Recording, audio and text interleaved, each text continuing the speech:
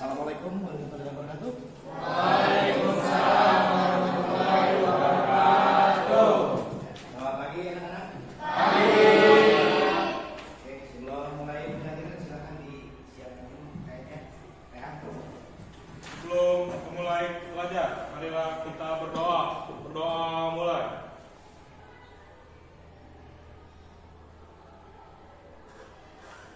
Selesai. Beri salam. Assalamualaikum warahmatullahi wabarakatuh. Waalaikumsalam warahmatullahi wabarakatuh. Semuanya. Baik, sebelum mulai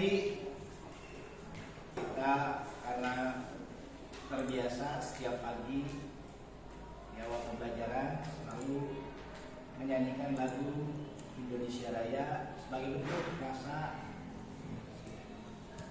nasionalisme kita terhadap bangsa Indonesia. Untuk itu, mari kita berdiri semua.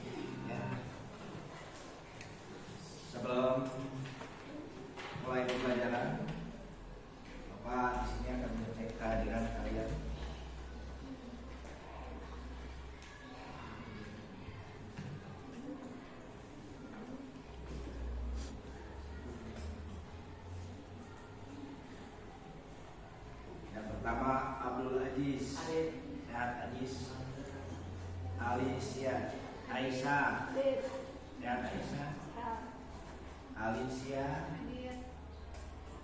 Andri,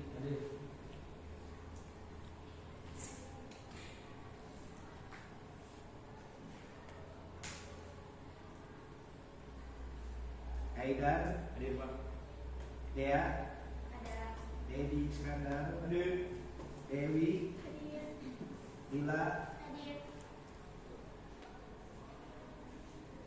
Kirana, Luneta, Alfitra, Melawati, Paris, Pradya, Rehan, Rika, Rini, Risna, Rohmawati, Rosinda, Siti Nurhanisa, Sofia, Widya, Luli. Terima kasih atas kehadirannya pagi hari ini ya, semuanya hadir semua, hadir 100% tanpa ada yang sakit.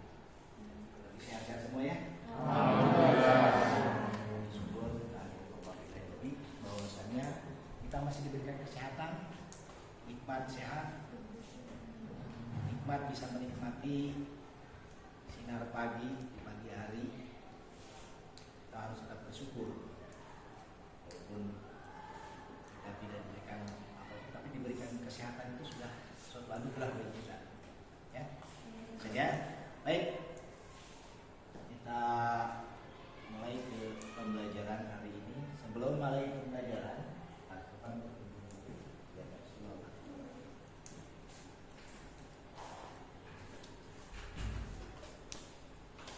di sini Bapak akan menayangkan video terkait dengan rendahnya kemampuan literasi pelajar Indonesia. Biasanya kalau kita di hari Selasa, Rabu, Kamis sampai dengan Jumat, atau Kamis, hari Jumat kan hari Jumat bertakwa. Selasa, Rabu, Kamis pagi-pagi di jam awal itu selalu diadakan literasi. Kenapa? Sini.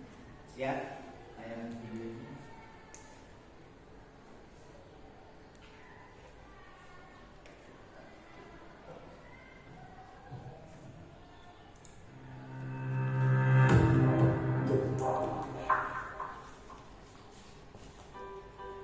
Budaya literasi di Indonesia.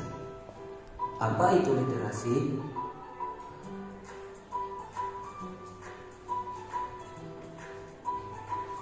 Tahukah kamu? Berdasarkan data World's Most Literate Nations tahun 2016, peringkat literasi Indonesia berada tahun 2012. Indeks tingkat membaca orang Indonesia hanya 0,001. Itu artinya hanya 1 dari 1000 orang Indonesia yang gemar membaca. 2. Harga buku masih relatif mahal. 3. Masyarakat Indonesia sibuk dengan hiburan dunia. Dan 4. Masyarakat Indonesia masih malas. Bagaimana cara mengatasinya? 1. Didik anak untuk membaca sejak dini. 2. Rajin menabung untuk membeli buku untuk komunitas membaca. Ayo, baca bukumu, maka dunia berada di genggamanmu.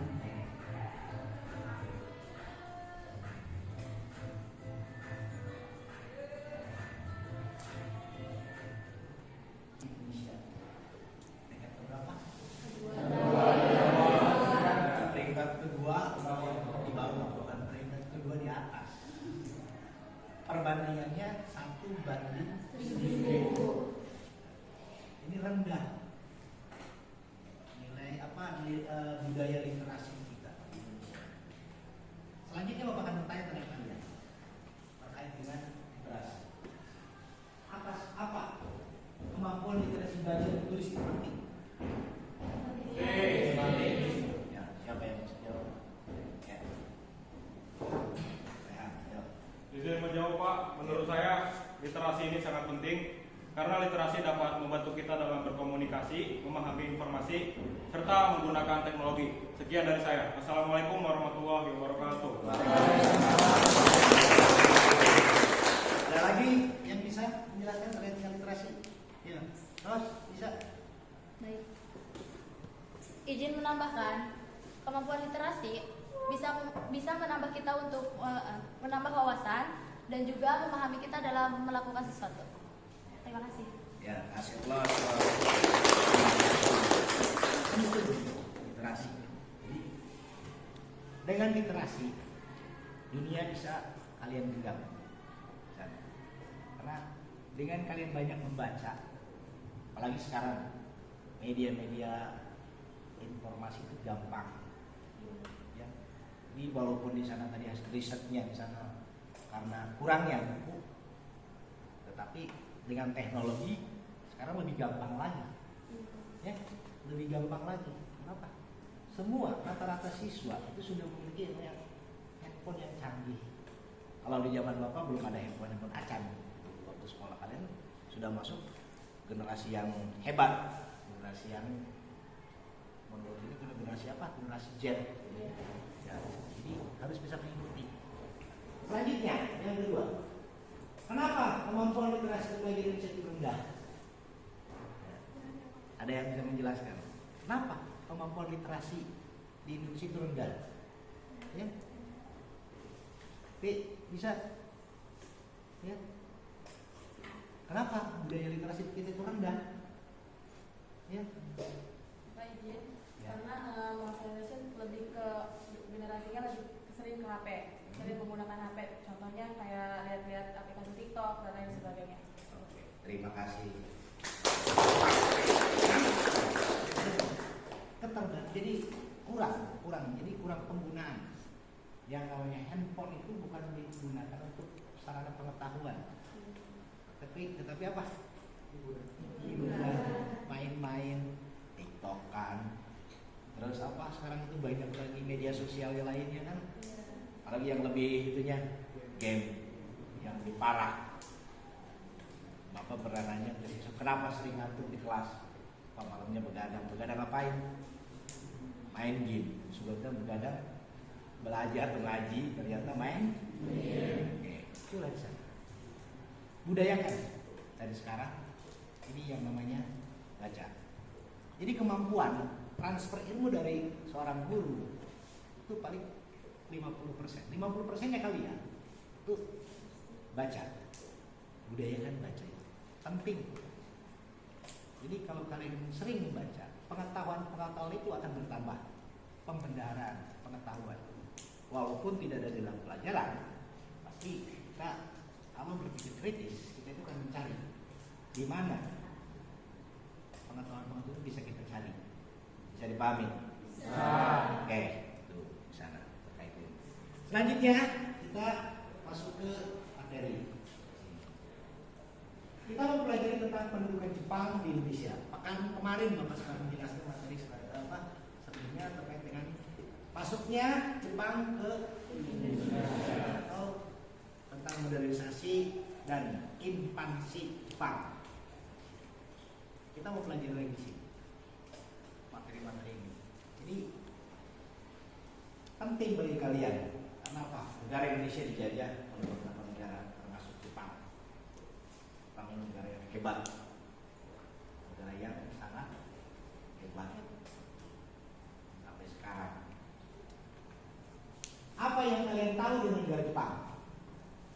Negara yang canggih dalam teknologi.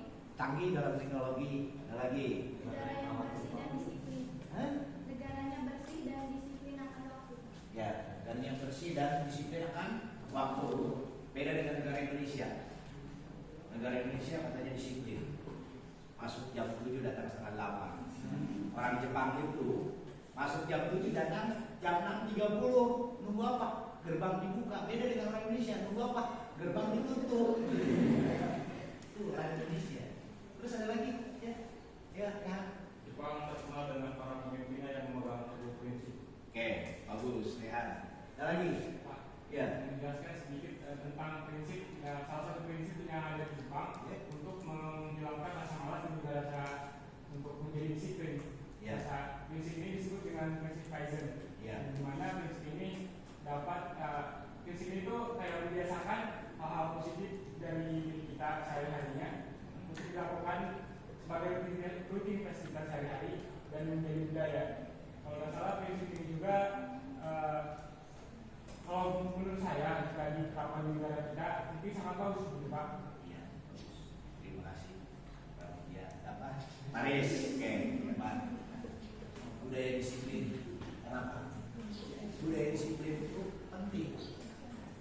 Bukan berarti disiplin waktu saja. Mana kalian nih sebagai siswa? Rata-rata ketika bapak tanya apa ketika bapak instruksikan tugas kumpulkan tanggal sekian. Ujung-ujungnya apa? Ada WA ke bapak, Pak bisa tambah waktunya.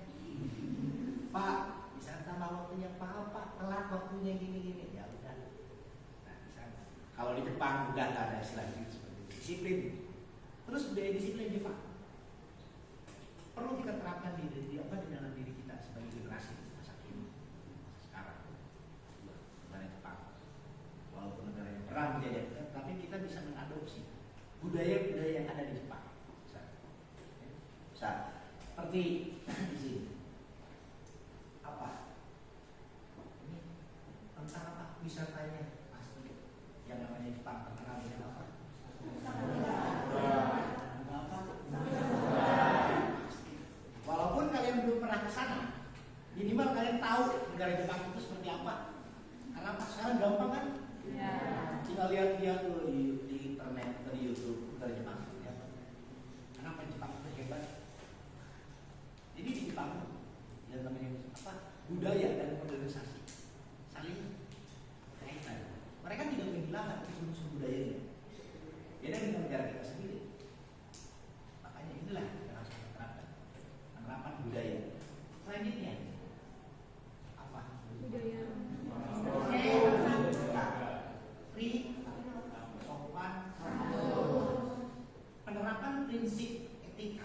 Jepang mulai pendidikannya dari usia dini. Nah disinilah, karena ini prinsip dalam hidup. Percuma pintar kalau etikanya tidak ada. Etika dulu yang dikedepankan. Ada yang lihat debat semalam? Ya, lebih dikedepankan etika. Hati-hati. Siapa yang tua? Walaupun dalam kontestasi seperti itu, tapi kita harus menghargai siapa yang tua. Prinsip di dalam hidup orang-orang Jepang yang namanya etika itu penting. Lihat, kalau kalian ingin tahu bagaimana sih budaya perilaku orang-orang Jepang. Jadi kalau lewat jalan, ketika nyebrang jalan di Jepang, bukan seperti orang Indonesia. Kalau sudah nyebrang jalan udah nggak ada. Lenyi-lenyi kan seperti makan toel aja berjulur. Tapi di Jepang bagaimana? Ketika sudah nyampe di pinggir jalan, mereka berbalik lagi mengucapkan terima kasih dengan membungkukkan kepala. Itulah negara Jepang.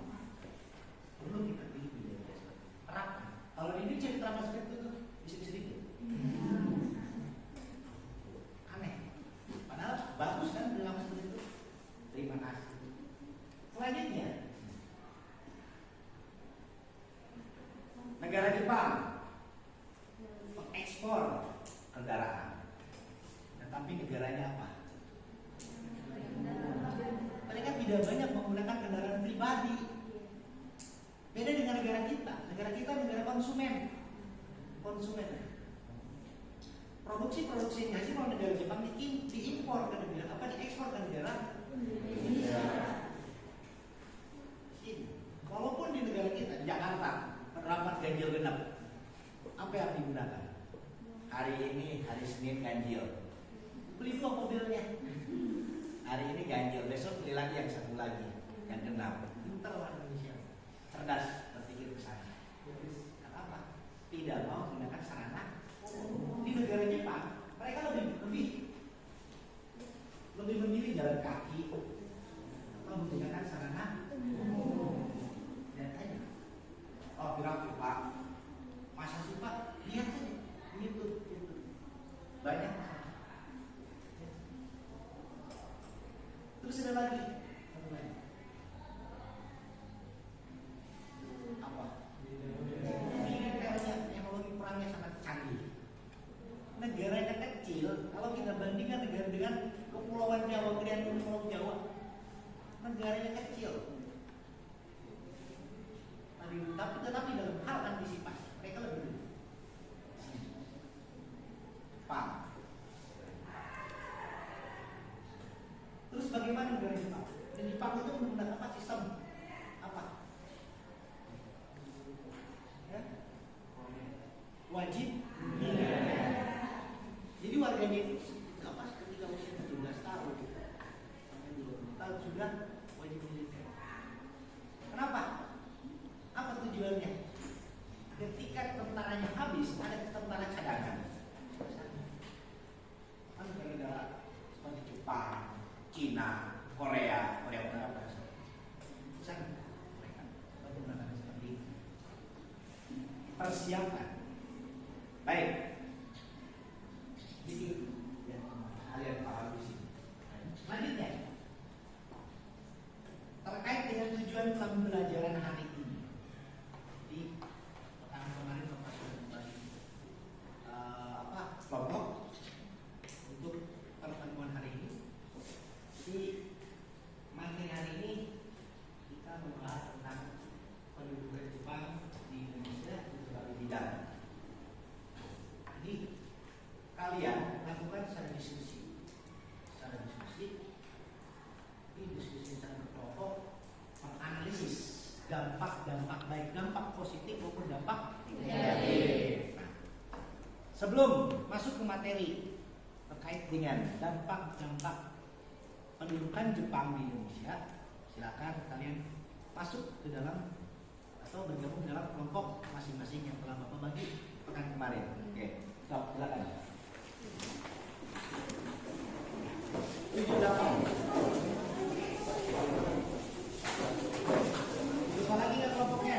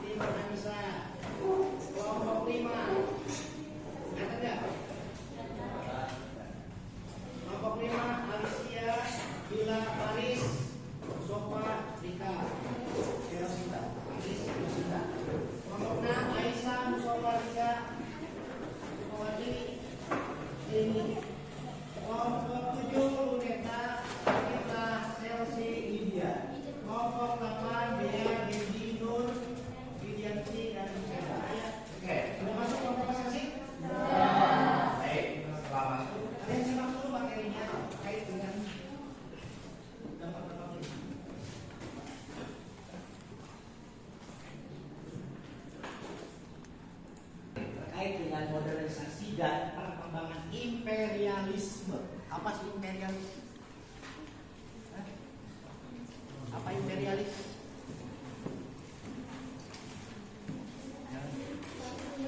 jajahan yang dibentuk dengan cara membentuk pemerintahan jajahan di wilayah tertentu. Ya, suatu sistem jajahan yang dibentuk dengan cara membentuk suatu pemerintah di wilayah jajahan. Ya. Tuh. Selanjutnya, Jepang yang memperlakukan, yang merubah kultur, sistem yang tadinya mereka itu menggunakan sistem politik sakoku atau politik isolasi. Kalau Jepang masih memperlakukan sistem politik seperti itu, mungkin Jepang akan tertinggal sampai dengan sekarang oleh negara-negara Eropa lainnya, walaupun lebih dulu perkembangannya. Di tahun 1913, negara-negara Eropa lainnya krisis pangan, negara Jepang sudah stabil pangannya, tetapi mereka tidak mau mengenal atau mengenal paham-paham dari negara-negara. Hanya dua negara yang bisa bekerja sama dengan Jepang. Satu Cina, dua Belanda. Kenapa? Karena Cina berkata Belanda butuh dengan yang namanya apa? Minyak bumi. Hanya dua negara yang bisa bekerja sama. Selanjutnya, di tahun 1947 sampai dengan 1600, Jepang karena memperlakukan sistem pemerintahan militer di sini. Jadi di negara Jepang yang namanya kaisar, pimpinan tertinggi, dan di bawah kaisar ada lagi. Itu yang menjalankan sebuah pemerintahan adalah shogun, itu seorang jenderal. Kalau di kita jenderal, kalau di negara lain, negara Jepang itu shogun itu orang yang sangat hebat, pangkatnya jenderal. Tapi di negara kita mah kotor, tidak berlaku seperti itu. Itulah Indonesia, unik. Selanjutnya di Jepang itu ada dua, ada shogun dan daimyo. Daimyo itu pengusaha, shogun yang menjalankan sistem pemerintahan. Ketika negara Jepang beberapa kali diajak kerjasama oleh Amerika dan tidak mau bekerja sama, maka titik akhirnya itu di tahun 1854. 3 kali Amerika Serikat mengajak kerjasama kepada Jepang, selalu ditolak. Di tanggal 31 Maret 1854 melalui Commodore, utusan dari Amerika Serikat mengajak kerjasama dengan membawa 4 kapal perang negara Jepang, kekuatan itu, sehingga bekerja sama. Maka di sini diajaklah kerjasama, sehingga Kaisar Meiji menerima tawaran dari Amerika. Maka dilakukanlah perjanjian, itu perjanjian Kanagawa. Di sini mulai titik awal Jepang berubah kultur pemerintahan yang tadinya politik sakoku menjadi politik terbuka. Jepang mulai melalui Kaisar Meiji berubah, restorasi dari tatanan politik, militer, pendidikan, terus ekonomi, sosial, dan hukum. Disinilah mulai. Kenapa? Negara Jepang punya prinsip. Itu prinsipnya apa? Doktrinnya.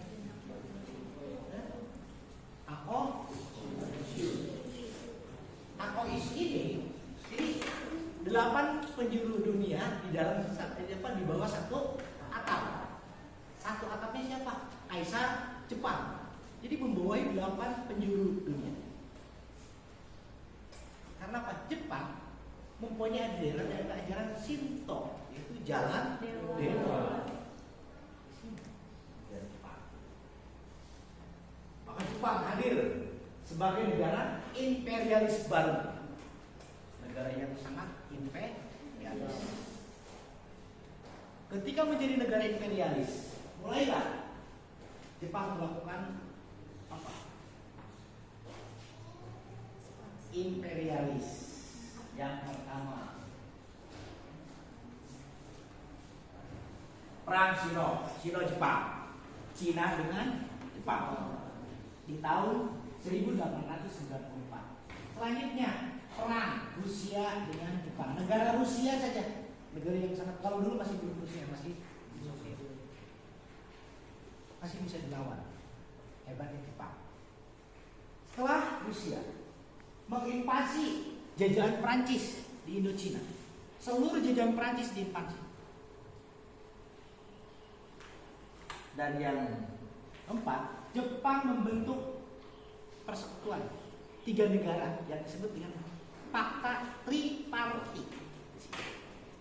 Persekutuan dengan negara Jerman dan Jerman yang hebat-hebatnya di sana di Eropa saat itu. Bekerja sama karena apa? Jepang di Asia, Jerman di Eropa. Maka di sini mereka hadir sebagai negara imperialis baru. Selanjutnya, sehingga ketika negara Jepang sudah menjadi negara yang sangat kuat dalam segi militer, di tanggal 7 Desember tahun 1941, Jepang melakukan serangan kepada siapa? Pangkalan perang Amerika Serikat. Kenapa?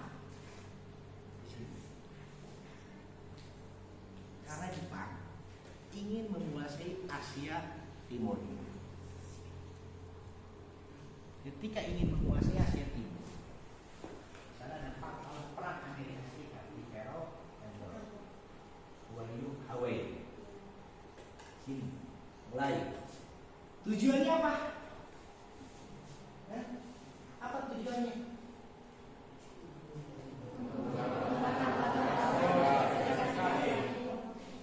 Ini untuk melumpuhkan pangkalan angkatan laut Amerika Serikat. Walaupun hanya 6 bulan. 6 bulan bagi Jepang itu sangat lama. Kenapa? Negara kita 3 bulan sudah cukup, tidak kuat bisa dikuasai. Padahal posisi negara kita sedang dikuasai oleh hebat Jepang.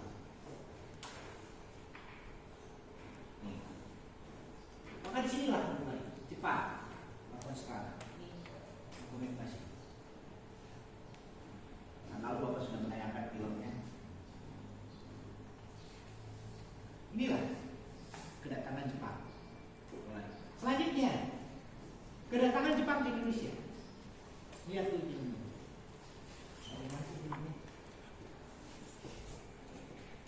Invasi tentara kekaisaran Jepang ke Nusantara dilakukan melalui 3 jalur penyerangan dan hanya dalam tempo 3 bulan, yakni Januari hingga Maret 1942, pemerintah kolonial Hindia Belanda bertekuk lutut di bawah kaki Jepang.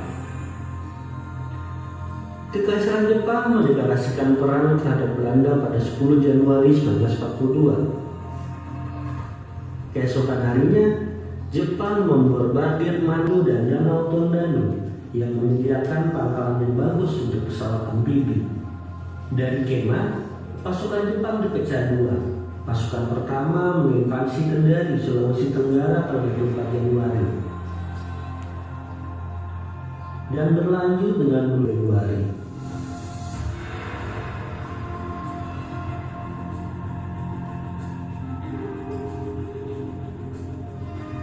Bersamaan dengan invasi di Jalur Timur, Jepang menyerang Tarakan, Kalimantan Utara pada 10 Januari.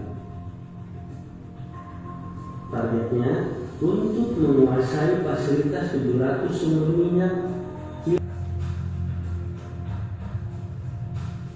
Pasalnya, Balikpapan memiliki kompleks tangki minyak yang dapat menampung 8 kali lebih banyak minyak daripada Tarakan. Selain itu, dengan menguasai Balikpapan, Jepang juga dapat memiliki akses langsung ke ladang-ladang minyak lainnya di pedalaman Kalimantan.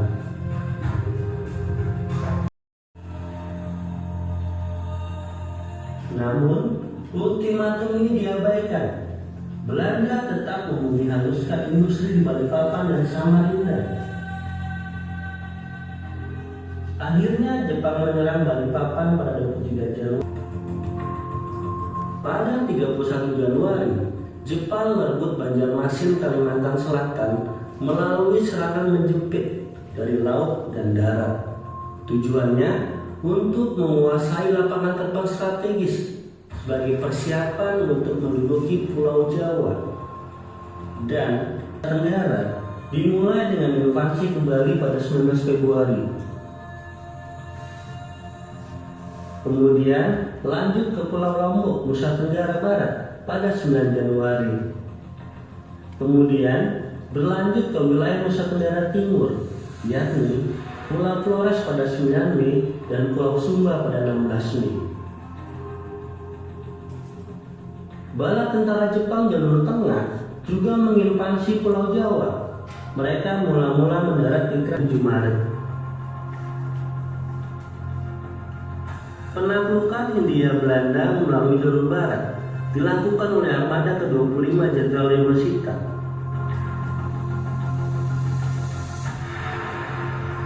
Diinvasi melalui serangan udara yang cepat dan terorganisir pada 6 Februari, disusul dengan kedatangan Angkatan Laut Jepang melalui jalur Sungai Musi pada keesokan harinya. Setelah jatuhnya Palembang, Jepang kemudian menduduki Muntok, Bangka Belitung pada 14 Februari.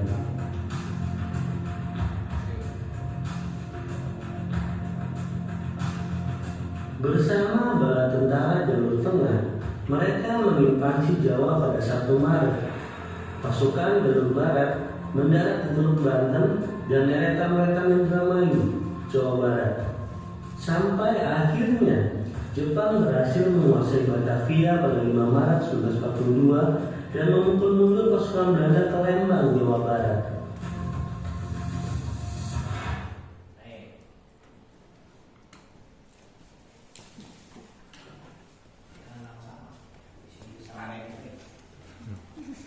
Selanjutnya, ketika Jepang sudah menguasai seluruh wilayah di Indonesia, berapa bulan tadi butuhnya Jepang menguasai Indonesia?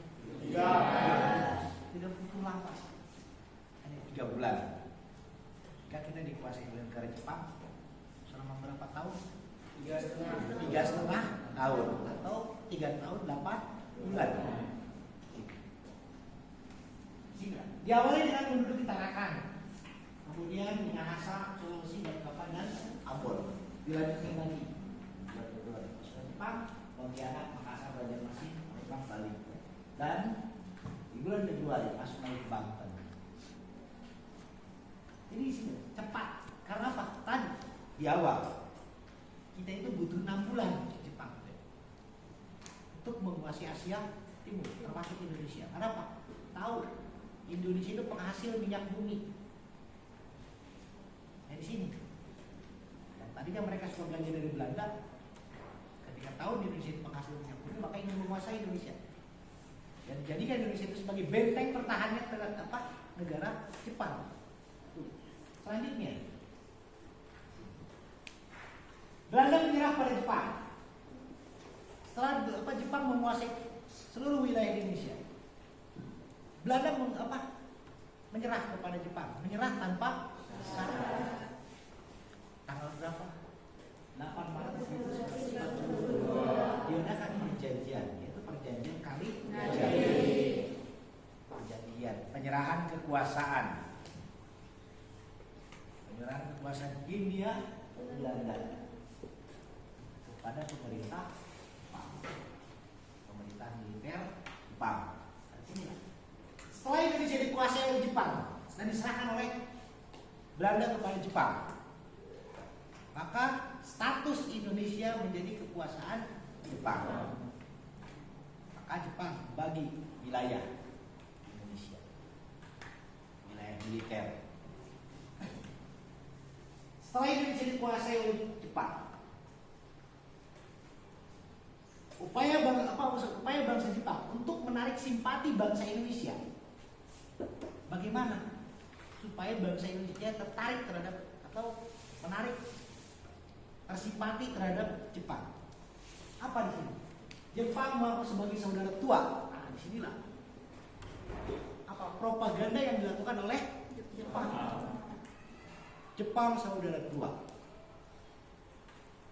Orang-orang Jepang. Yang kedua, Jepang mengizinkan bangsa Indonesia. Nah, dulu di masa penjajahan Belanda, bangsa Indonesia tidak diperbolehkan menggunakan bahasa Indonesia. Jadi sekolah-sekolah itu menggunakan bahasa Belanda. Tetapi perbedaannya bagaimana? Ketika kita dikuasai oleh Jepang, diperbolehkan menggunakan bahasa Indonesia. Tadi menyanyikan lagu Indonesia Raya, mengibarkan bendera merah putih. Tetapi setelah menyanyikan lagu Indonesia Raya, harus menyanyikan lagu kebangsaan Jepang. Apa lagunya? Negaranya? Ya? Kimi Gayo. Setelah itu, Jepang mengganti semua nama jalan. Di dalam struktur pemerintahan diganti. Sama. Sehingga Jepang membentuk yang namanya Gerakan 3A. Apa Gerakan 3A? Pelindung Asia. Jepang pelindung Asia. Terus Jepang Asia. Itulah bentuk propaganda yang dilakukan oleh Jepang.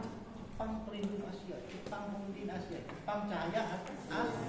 Sehingga bagaimana? Rakyat Indonesia tertarik. Wah, inilah apa yang menjadi ramalan Jayabaya terbukti. Apa ramalan Jayabaya? Andaikan suatu masa orang putih kecil akan membebaskan wilayah dari penjajahan. Tokoh-tokoh nasional pun sama, terkecoh dengan Jepang. Propaganda yang dilakukan oleh Jepang ini sangat jelas. Bentuk propaganda Jepang cahaya, Jepang Indonesia, Jepang pemimpin Asia. Oke, tuh apa yang mengulas saja. Selanjutnya kita masuk ke bagian 3 tentang dampak-dampak pendudukan Jepang di Indonesia dalam berbagai bidang. Dampak-dampak pendudukan Jepang. Jadi ketika kita dikuasai oleh Jepang, ada dampaknya, dampak positif dan dampak negatif. Masih ada. Sama ketika dijajah oleh Belanda pun seperti itu, ada dampak positif dan dampak negatif. Dampak positifnya, atau dampak-dampaknya, dampak di bidang militer, terus dampak di bidang pemerintahan, selanjutnya dampak di bidang budaya dan pendidikan, Sosial kerja. Inilah dampak-dampak. Masih banyak lagi. Tetapi karena tadi tujuannya kita diskusi hanya 4 ini saja. 4 ini saja kalian lakukan analisis secara berkelompok. Jadi kelompoknya sudah kelompok masing-masing. Jadi analisisnya di sini. Yang pertama, sini.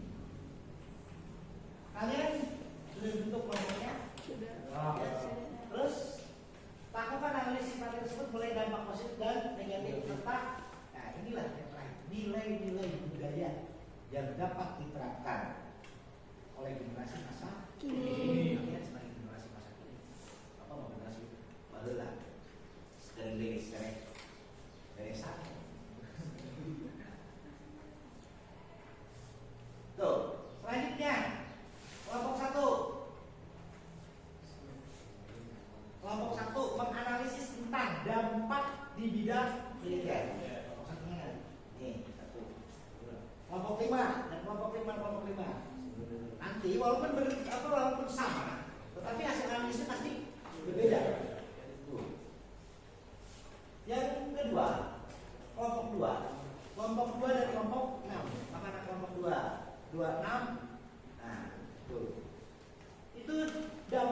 bidang pemerintahan. Nanti struktur pemerintahan itu bagaimana di masa pemerintahan Jepang?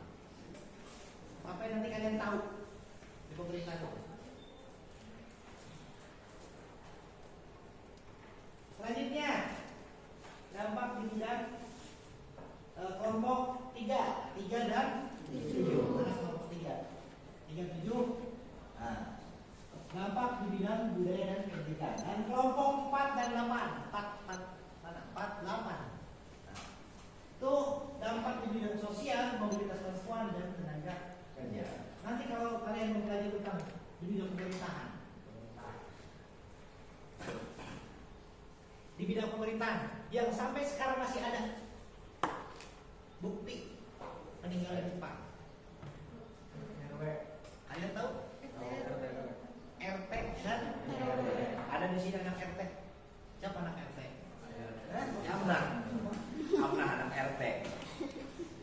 Anak Bapak RW siapa? Yuri anak Bapak RW kan? Ini dan Bapak RW. Tuh. Itu warisan. Kenapa? Tujuannya untuk mengelompokkan masyarakat. Supaya apa? Ketika masyarakat akan melakukan pemberontakan, ada tensi oleh pemerintah Jepang. Sampai sekarang ternyata masih bagus, masih digunakan sampai sekarang. RT dan RW. Terus RT dan RW apa sih bahasa Jepang itu? Nah, bidang pemerintah masih tahu. Terus perempuan, mobilitas perempuan Indonesia. Jadi kalian bisa mengenal bagaimana sih dulu perempuan Indonesia. Usia sekarang 17 tahun Medina. Dari sini ada ini. Dipilihan URT sama RW ini. Cari perempuan yang cantik-cantik di wilayah kalian. Nanti akan dipekerjakan. Akhirnya bagaimana? Tertipu. Dikirim ke suatu tempat pulau disediakan di sana. Untuk jadikan apa? Ini pelajari di sana. Ada. Sebagai apa? Tahu. Oh, ternyata seperti ini. Budaya, bidang budaya dan pendidikan. Budaya apa yang sampai sekarang masih ada? Pendidikannya bagaimana? Itu kan selanjutnya nanti topik diskusinya. Topik diskusinya menganalisis dampak positif, menganalisis dampak negatif, dan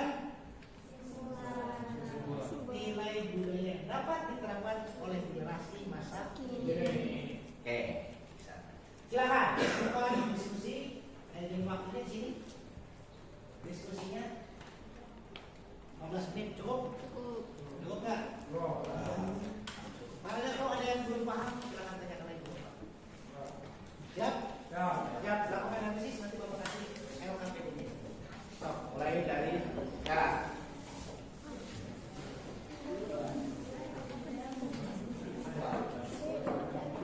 Boleh.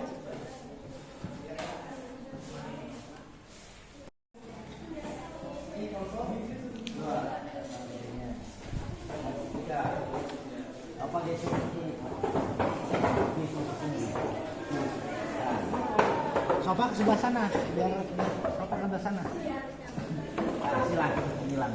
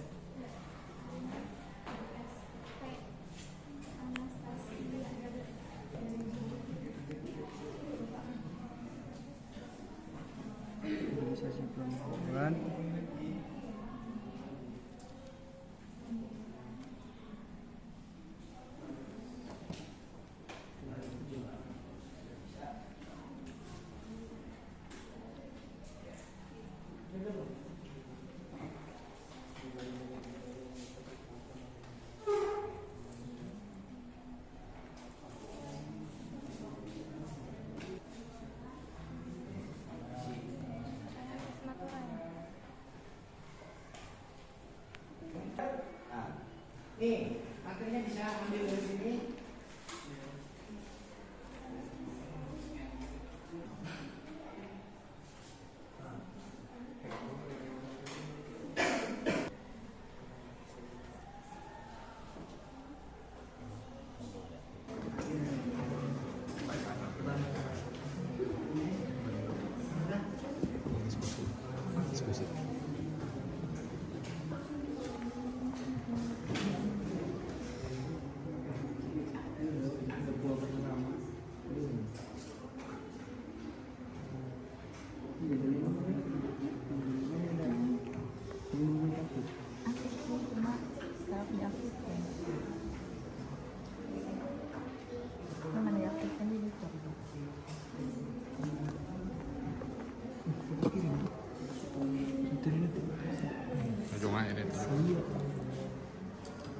Itu begadang ya, siapa? Begadang.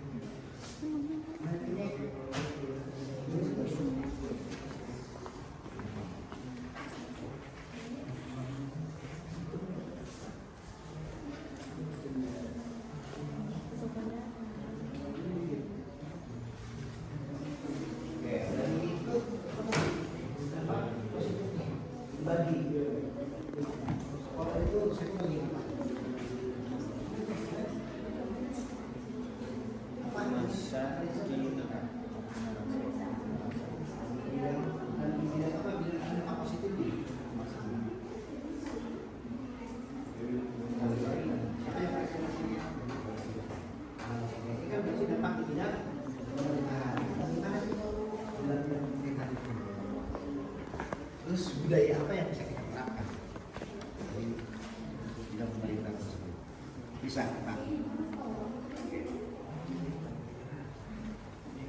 Ini bagian apa?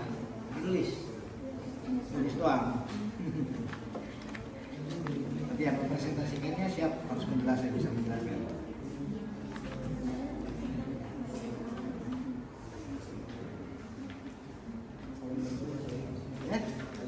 Ya nanti kalau itu jangan usah dibiarkan, kasihan moderatornya dan cecel ya.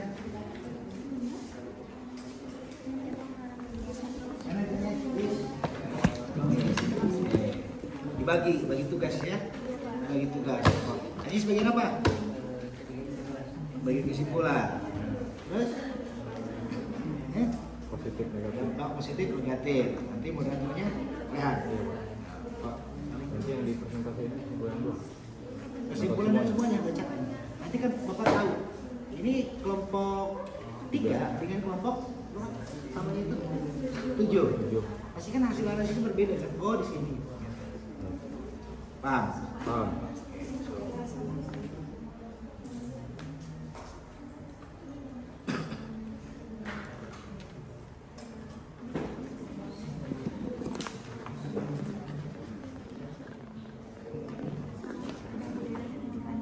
Udah. Udah semuanya udah masuk. Ya. Enggak, ini dampak positifnya doang ini. Iya, maksudnya. Negatifnya Udah masuk. sendiri di sana. Udah nyatu. Kalau yang ini itu kan tuh yang di sini.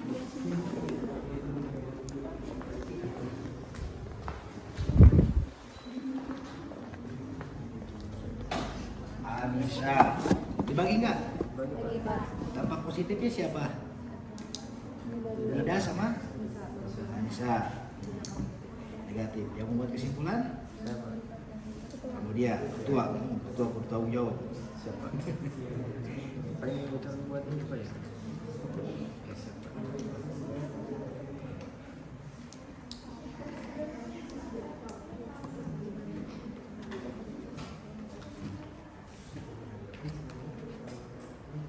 Yo, 5 menit lagi. Masuk.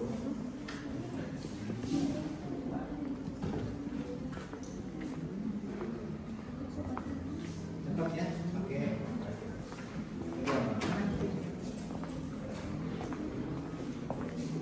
Ini bidang militer. Sama ini kelompok 1. Kan berbeda nih. Siapa bidang ada apa positif siapa? Jelas sama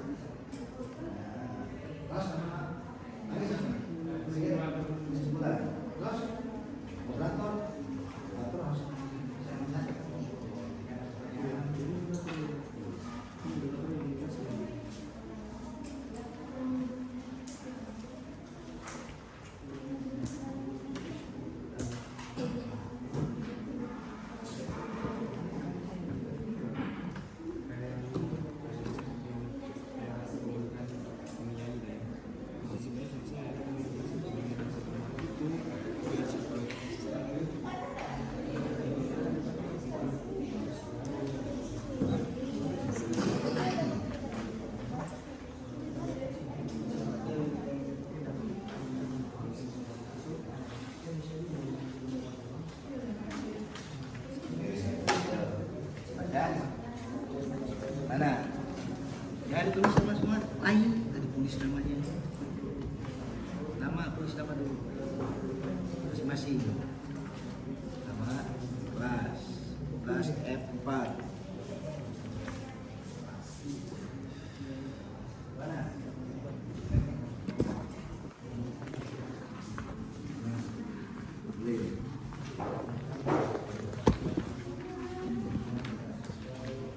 Jadi kerja ini. Oke, dampak positifnya siapa? Dedi sama? Dibagi-bagi nggak? Dibagi. Dampak positif. Dedi sama? Sama. Dampak negatifnya media, terus mobilisasi perempuan itu saya kebetulan ya. Oke.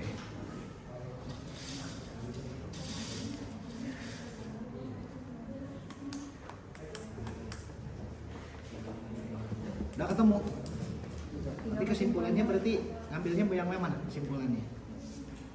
Kesimpulannya. Kan di sana mobilisasi perempuan dan ada berarti kan sosial dan mobilisasi perempuan dan tenaga kerja. Jadi ngambilnya yang mana? Di kesimpulannya. Semuanya disimpulkan. Bisa satu aja nggak apa-apa. Sosialnya aja. Apa yang lebih kental? Ya, lebih kental dalam hal bidang sosial Jepang itu yang bisa diterapkan di negara kita oleh generasi sekarang, migrasi ini. Ada migrasinya.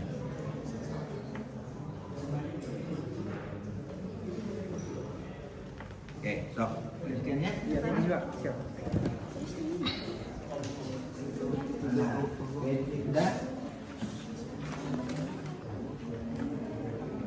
Udah dibagi-bagi kan? Siapa dampak positifnya? Dampak positif siapa? Lydia sama? Lydia negatif sama? Chelsea? Sama Luneta? Nah, Petra? Kesimpulan? Chelsea? Positif. Oke.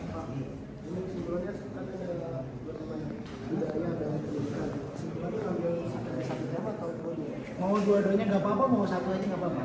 Mau budaya silakan, mau pendidikan silakan. Lebih bagus kan dua-duanya. Pendidikan bagus, budaya bagus. Budayanya bisa diterapkan di kita. Pendidikannya apa lagi?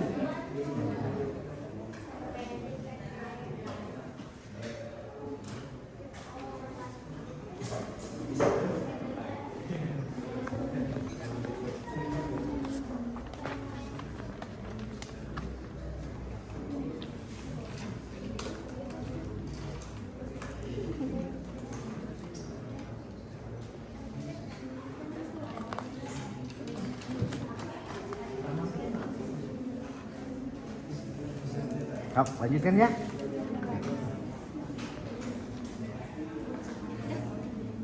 Sudah selesai.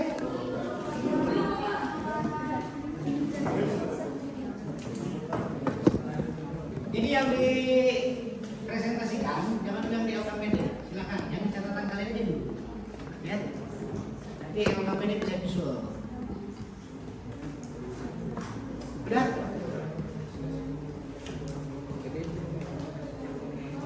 Presentasi mau dari kelompok 1 dulu atau dari Decan?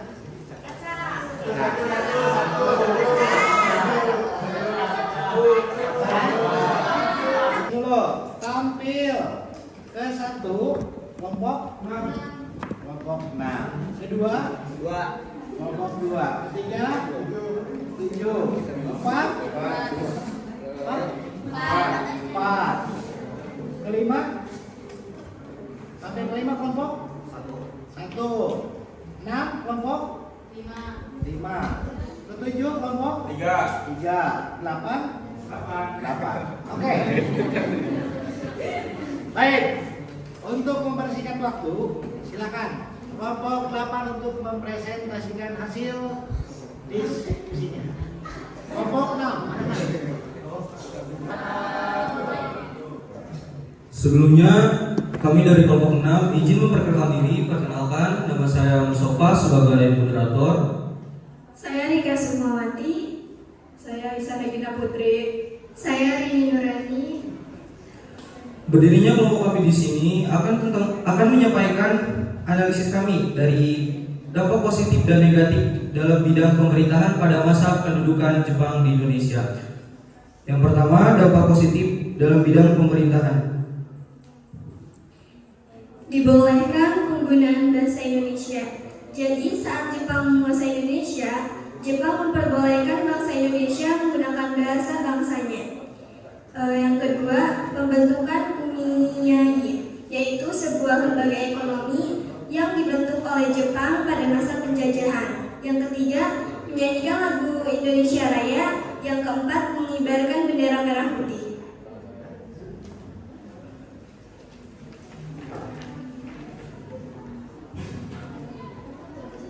Dampak negatif dalam bidang pemerintahan. Jepang melarang kegiatan yang berbau politik. Kemudian, perintah Jepang membubarkan organisasi-organisasi politik yang sudah ada. Jepang melarang adanya perkumpulan atau orang-orang yang mengadakan perkumpulan. Untuk kesimpulan nilai-nilai budaya yang dapat diterapkan oleh generasi masa kini, yaitu salah satunya kedisiplinan. Karena Indonesia salah satu negara yang disiplinannya masih rendah, beda dengan negara Jepang yang memiliki kedisiplinan sangat tinggi. Lalu kerjasama, tanggung jawab, serta toleransi. Karena negara Indonesia masih kurang dalam toleransi serta menghargai antar sesama. Sekian mungkin kesimpulannya. Apakah ada pertanyaan dari kelompok yang lain?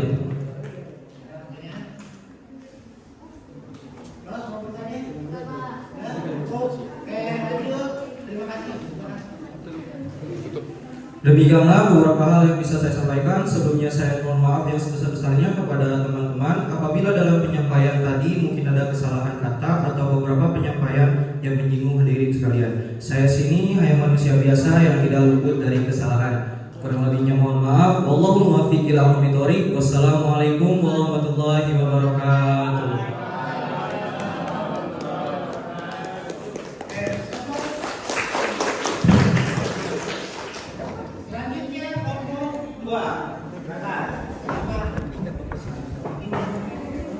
Bismillahirrahmanirrahim. Assalamualaikum warahmatullahi wabarakatuh.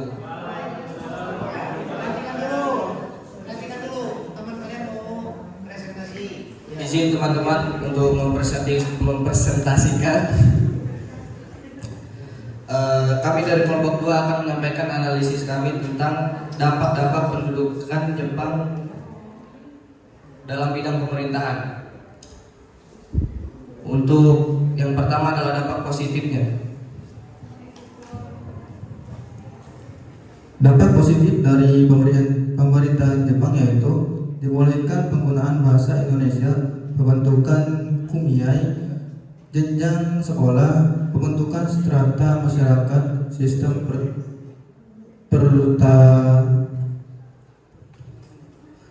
pertanian, lineage system, latihan kemiliteran, serta dibentuknya BPUPKI dan PPKI.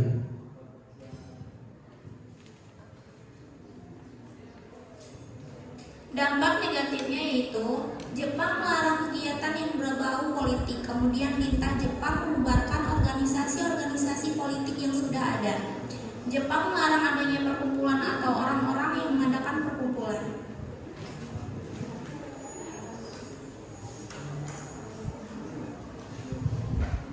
Kesimpulannya, nilai-nilai budaya yang dapat diterapkan oleh generasi masa kini dalam bidang pemerintahan yang dapat diterapkan oleh generasi masa kini melibatkan partisipasi aktif dalam proses pemerintahan, hormat terhadap otoritas, kolaborasi dan konsensus, efisiensi dan keteraturan transportasi, serta mendidik publik, menerapkan nilai-nilai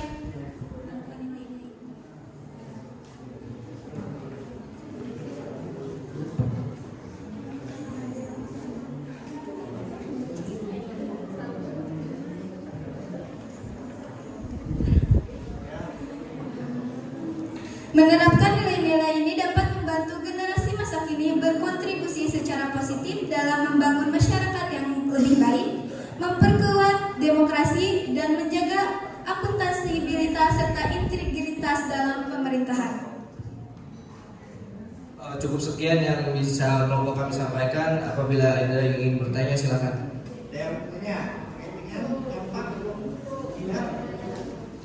Cukup sekian dari kelompok kami. Mohon maaf apabila banyak kesalahan. Wabillahi taufiq wal hidayah. Wassalamualaikum warahmatullahi wabarakatuh.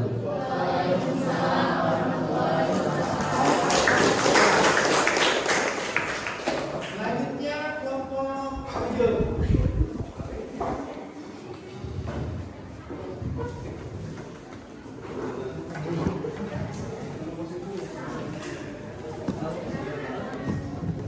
Assalamualaikum warahmatullahi wabarakatuh.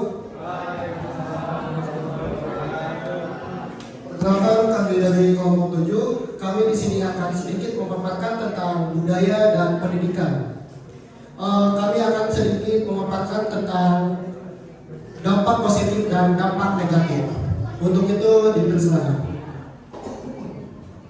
Di sini kami akan menjelaskan dampak positif dalam bidang budaya dan pendidikan. Dalam bidang budaya, adanya sistem kerja bakti, kinrohasi, sehingga menguatnya rasa persatuan karena diterapkannya semangat Jepang atau Nippon Seishin. Dalam bidang pendidikan, menjadikan penggunaan bahasa Indonesia sebagai bahasa pengantar di semua sekolah dan menjadi mata pelajaran wajib yang harus dipelajari saat masa kedudukan Jepang di Indonesia.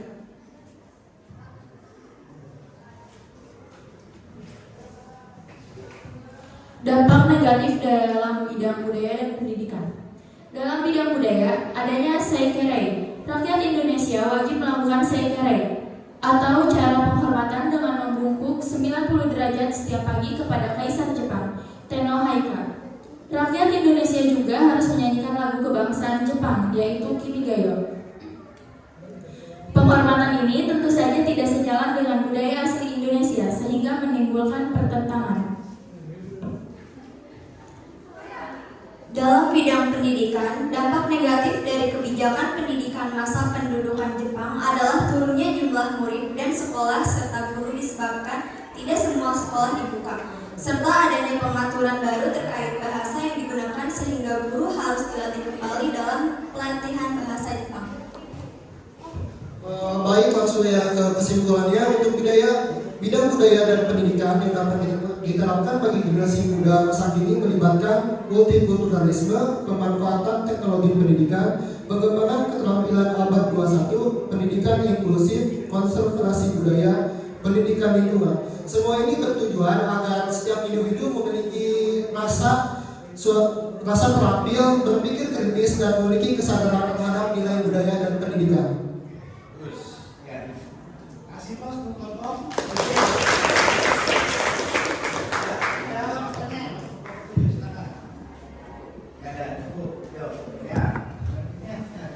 Oke, mungkin cukup sekian dari kami. Jika ada kurangnya saya minta maaf, dan jika ada lebihnya saya sudah ikhlaskan. Cukup sekian, terima kasih. Wassalamualaikum warahmatullahi wabarakatuh.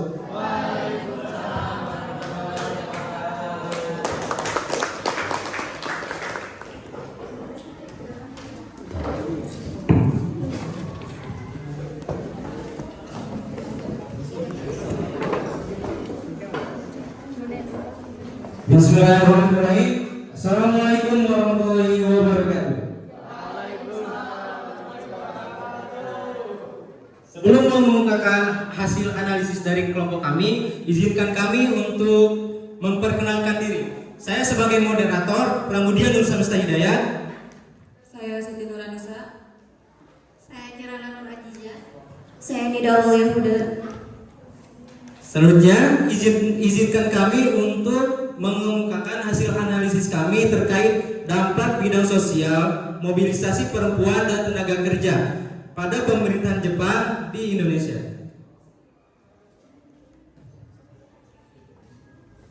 Dampak positif dalam bidang sosial, yakni adanya sistem kerja bakti, kinrohoshi, hingga menguatkannya rasa persatuan karena diterapkannya semangat Jepang Nippon Seishin. Peningkatan kesejahteraan keluarga, yaitu mobilitas perempuan dalam berbagai bidang, dapat berkontribusi pada peningkatan pendapatan keluarga. Peningkatan produktivitas, yaitu berpotensi dalam membawa dampak positif pada pertumbuhan ekonomi dan daya saing perusahaan.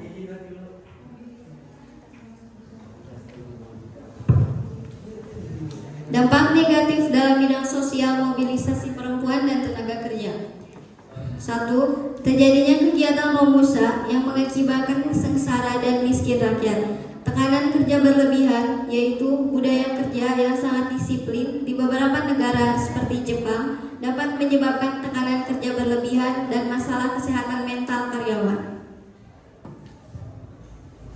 Beberapa nilai budaya yang dapat diterapkan oleh generasi muda Indonesia pada saat itu melibatkan 1. Kesadaran bangsa. Generasi muda dapat menerapkan nilai ini dengan membangun rasa persatuan dan kebangsaan. 2. Pendidikan. Jepang memperkenalkan sistem pendidikan baru. Generasi muda dapat mengambil nilai-nilai positif dari pendidikan tersebut, seperti disiplin dan semangat belajar.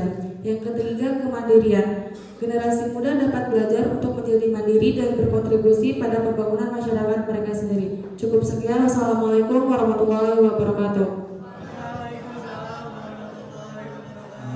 Kemudian kami akan membuka sesi pertanyaan. Assalamualaikum warahmatullahi wabarakatuh. Saya Anis Matura dari kelompok 3. Tadi saya mendengar di dampak positif dan negatifnya Anda membahas tentang mobilitas perempuan. Tolong dijelaskan apa itu mobilitas perempuan. Sekian, terima kasih. Assalamualaikum warahmatullahi wabarakatuh. Waalaikumsalam warahmatullahi wabarakatuh. Ini pertanyaan terkait dengan masalah mobilitas perempuan. Apa sih pengertian mobilitas itu?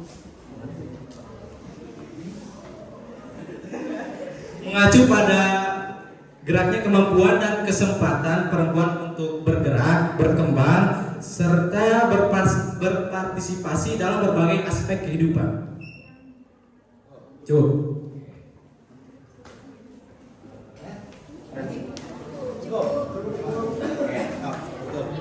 Baik, terima kasih atas perhatiannya. Mohon maaf atas bila ada kesalahan yang muncul dari kami.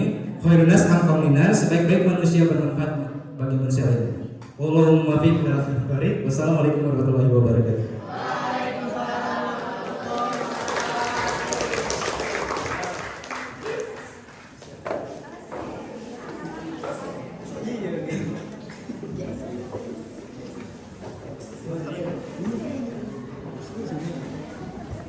Assalamualaikum warahmatullahi wabarakatuh. Sebelumnya izin memperkenalkan diri, saya Haidar Maulida Saputra sebagai moderator dari kelompok 1. Saya Sofian. Saya Yulia Rustiani. Saya Siti Nurana. Kami di sini akan mempresentasikan atau menganalisis dampak-dampak pendudukan Jepang di Indonesia dalam bidang militer, dampak positif dan negatifnya, serta kesimpulan dari nilai-nilai yang bisa diterapkan dalam masa kini. Langsung saja untuk mempersingkat waktu, dampak positif yang akan dibacakan oleh Saudari Yuli. Jadi dampak positif dalam bidang militer adalah rakyat Indonesia mempunyai kemampuan dan keterampilan dalam bidang militer. Hal tersebut kemudian digunakan untuk melakukan perlawanan terhadap Jepang. Dari masa pendudukan Jepang, bagi bangsa Indonesia dalam bidang militer yang terlihat dalam memberikan pelatihan militer sebagai bekal dalam pembentukan Tentara Nasional Indonesia.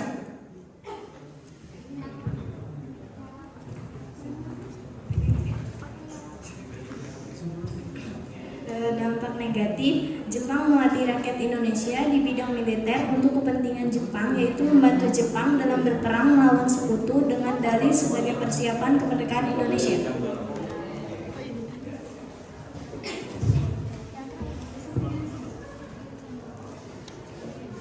Kesimpulan, nilai-nilai budaya yang dapat diterapkan oleh generasi masa kini. Dampak bidang militer. Dilihat dari dampak-dampak tersebut dapat kami simpulkan bahwa bidang militer kami dapat dapat menerapkan nilai-nilai budaya seperti disiplin tinggi, kesetiaan, integritas, kepemimpinan efektif, ketangguhan mental dan fisik, semangat perlawanan, kemandirian, dan nilai kerjasama. Kami membuka sesi tanya jawab. Bila ada pertanyaan silakan ditanyakan. Bila tidak ada kami akan langsung tutup. Cukup sekian dari kelompok kami, kurang lebihnya mohon maaf. Assalamualaikum warahmatullahi wabarakatuh.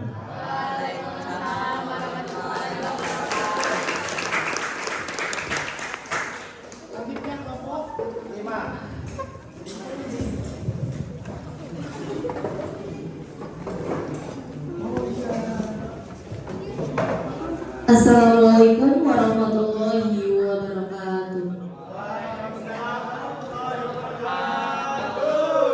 Kami dari kelompok 5 akan mempresentasikan hasil analisis kami mengenai dampak-dampak kependudukan Jepang di Indonesia dalam bidang militer.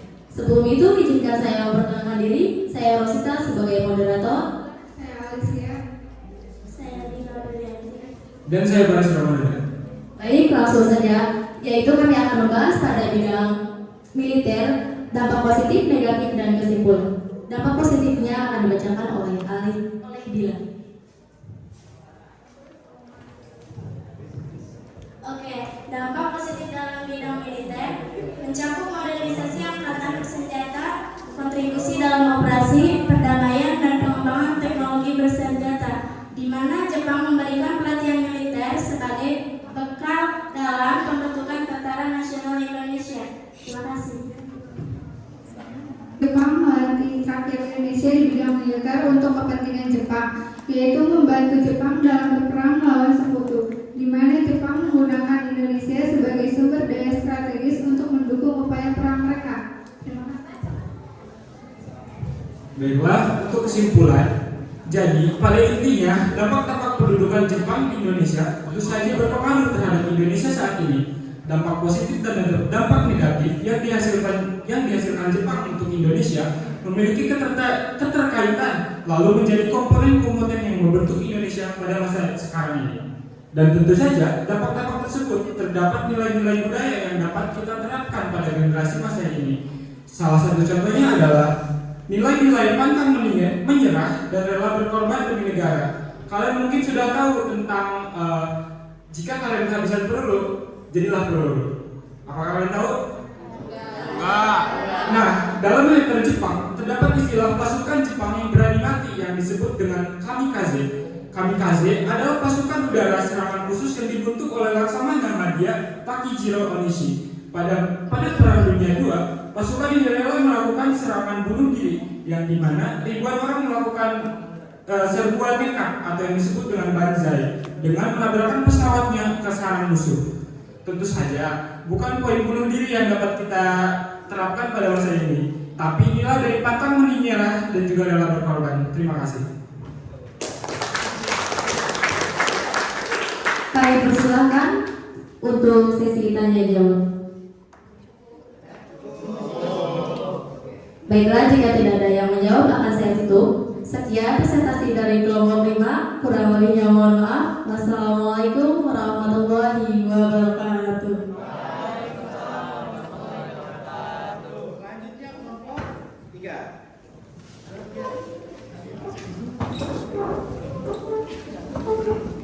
Siap-siap kelompok lain.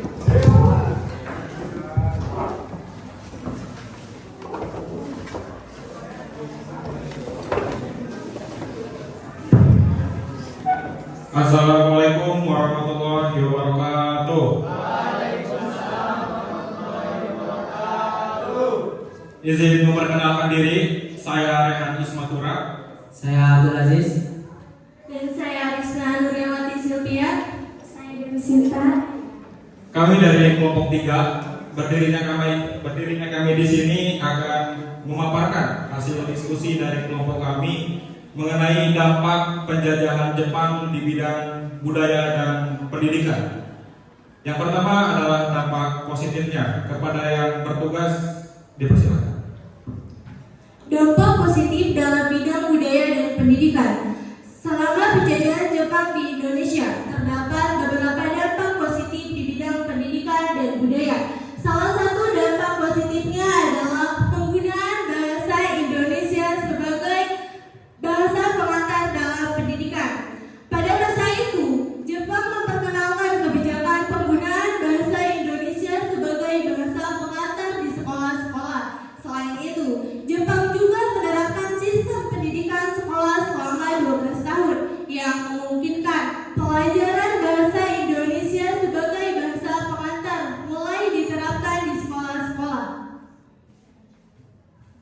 Selanjutnya adalah dampak negatif. Kepada yang bertugas dipersilakan. Dampak negatif. Selain dampak positifnya, penjajahan Jepang juga memiliki dampak negatif di bidang pendidikan dan budaya. Salah satu dampak negatifnya adalah penghapusan atau penekanan terhadap budaya lokal. Selama masa penjajahan, Jepang berusaha untuk menggantikan budaya lokal. Selama masa penjajahan Jepang, mereka melarang penggunaan bahasa lokal dan mempromosikan budaya Jepang. Hal ini mengakibatkan penurunan dan hilangnya identitas budaya lokal di beberapa daerah. Terima kasih. Selanjutnya adalah kesimpulan dari dampak positif dan negatifnya. Kesimpulan dari menurut kelompok kami, nilai-nilai dari penjajahan Jepang yang memiliki dampak yang bermanfaat pada generasi ini dan masih berlaku hingga sekarang ialah yang pertama, etika dan disiplin Jepang. Sangat menghargai etika dan disiplin, sehingga hal itu masih diterapkan walaupun Indonesia sudah lepas dari penjajahan Jepang. Yang kedua, budaya Jepang menerapkan semangat belajar seumur hidup, sehingga Jepang juga menerapkan sekolah selama 12 tahun mulai dari SD, SMP, hingga SMA. Sekian dari saya. Setelah kami paparkan dampak positif, negatif, serta kesimpulannya, adakah yang ingin ditanyakan? Cukup. Baik, sekian dari kelompok kami. Kurang lebihnya mohon maaf. Wallahu muwaffiq ila aqwamit thoriq. Assalamualaikum warahmatullahi wabarakatuh.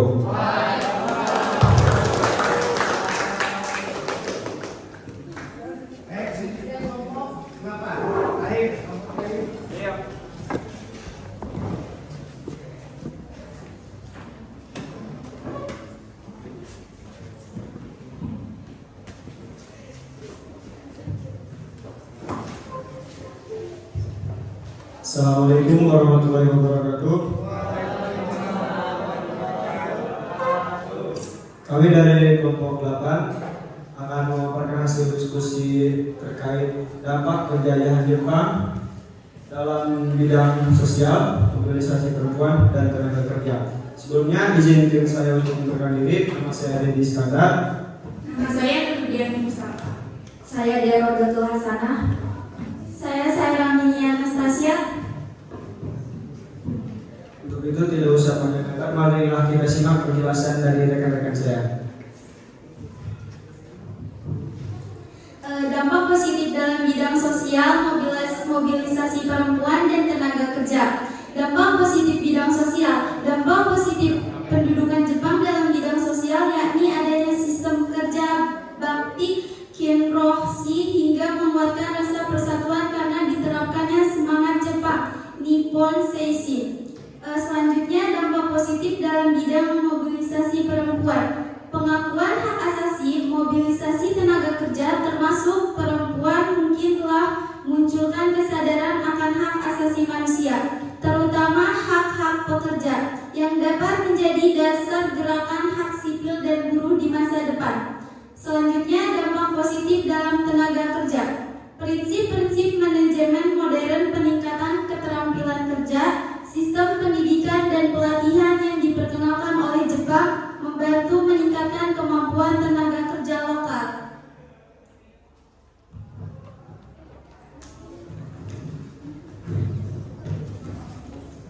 Selanjutnya dampak negatif dalam bidang sosial, mobilisasi perempuan dan bidang tenaga kerja. Dampak negatif dalam bidang sosial ada dampak negatifnya yaitu eksploitasi ekonomi dan sosial terhadap penduduk setempat. 2. Pekerja dipaksa bekerja dalam kondisi yang buruk dan seringkali mengalami penindasan. 3. Kebijakan pendidikan yang diimplementasi. Dampak negatif di mobilisasi perempuan saat kerja paksa dan pemaksaan. Banyak perempuan yang terlibat dalam kerja paksa atau dipaksa untuk menjalani pekerjaan tertentu tanpa persetujuan mereka sendiri. 3. Dampak negatif dalam bidang tenaga kerja. Eksploitasi dan kondisi kerja buruk pekerjaan termasuk perempuan dan anak-anak seringkali menghadapi eksploitasi dan kondisi kerja yang buruk seperti jam kerja panjang, upah rendah, dan kurangnya hak-hak kerja yang dihormati. Selanjutnya adalah kesimpulan. Kesimpulan dari dampak positif di bidang sosial, meskipun penjajahan Jepang pada masa lampau banyak disertai kontroversi dan penderitaan, ada dampak positif yang dapat diidentifikasi. Beberapa nilai budaya seperti keteguhan kerja keras dan rasa tanggung jawab dapat dijadikan inspirasi dalam membangun generasi masa kini. Selain itu, pembangunan infrastruktur dan modernisasi yang diperkenalkan oleh Jepang bisa dijadikan contoh dalam pembangunan sosial dan ekonomi. Cukup sekian penjelasan dari dampak penjajahan dalam bidang sosial, mobilisasi perempuan dan tenaga kerja. Sebelum ditutup, ada yang ditanyakan?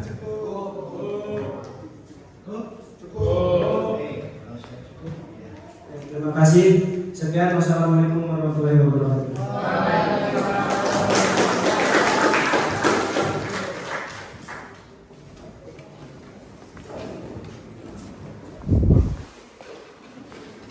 Kalian sudah ngomong apa? Analisis atau melakukan terkait dengan dampak-dampak yang dampak pendudukan Jepang ketika menduduki Indonesia di sini. Dampak-dampak tersebut bidang militer, terus bidang pemerintahan, terus bidang sosial, mobilisasi perempuan dan tenaga kerja. Dari bidang-bidang tersebut kalian sudah melakukan analisis sehingga bisa mengambil kesimpulan. Nah, kesimpulannya di sini dari materi tersebut, dampak-dampak tersebut memiliki sisi negatif dan positif atau positif dan negatif. Sisi negatifnya adalah Jepang melakukan eksploitasi atau penindasan. Jepang ketika melakukan atau menduduki Indonesia atau menguasai atau menginvasi Indonesia di sini, itu ada negatifnya. Apa negatifnya di sini? Jadi bangsa Jepang itu melakukan eksploitasi atau penindasan, kekerasan dan pembatasan terhadap rakyat Indonesia untuk kepentingan perangnya. Karena apa tujuannya? Eksploitasi alam atau sumber daya mineral. Terus dampak positifnya, walaupun ada dampak negatif, tapi sisi positifnya ada Jepang itu terhadap bangsa Indonesia. Apa sisi positifnya? Ini, bahwa Jepang memberikan kesempatan dorongan, pengalaman dan penghargaan kepada rakyat Indonesia untuk meningkatkan kualitas identitas nasional dan semangat kemerdekaan. Karena Jepang dijadikan inspirasi oleh bangsa Indonesia. Jepang saja bisa mengalahkan Rusia. Kenapa kita tidak bisa mengalahkan bangsa Belanda di sana? Satu inspirasi. Oke, sampai di sini bisa dipahami materi tersebut? Bisa? Selanjutnya, dari analisis tersebut, Bapak melakukan sedikit evaluasi. Soalnya hanya 15 soal. Baik, silakan kalian mau bisa scan atau linknya. Mau sebaiknya atau mau scan atau mau bagi di grup? Udah? Bisa dibuka? Bisa dibuka nggak? Izin, Pak. Oh, izin. Izin.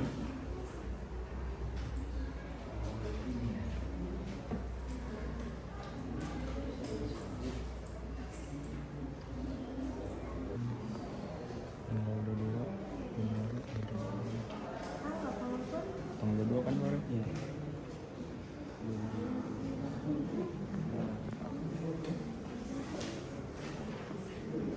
Yo, berapa menit? Yuk.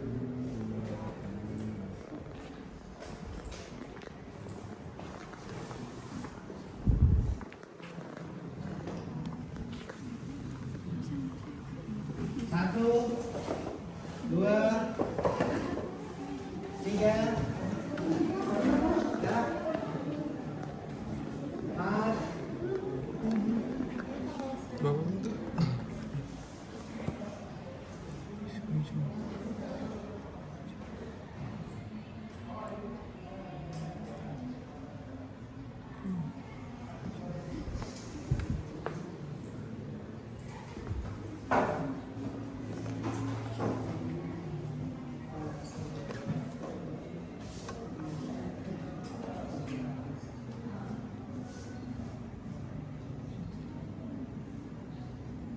sudah?